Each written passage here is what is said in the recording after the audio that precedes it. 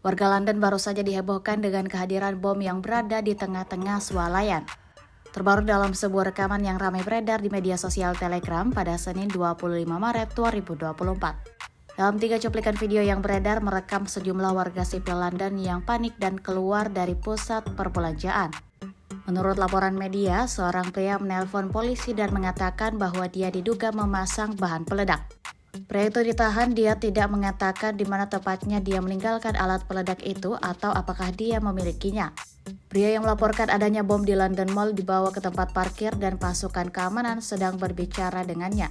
Pusat perbelanjaan London Mall tersebut kini sedang diperiksa oleh ahli bahan peledak.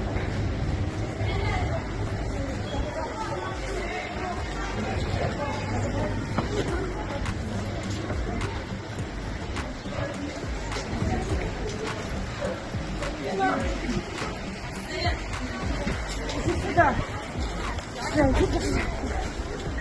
Что случилось?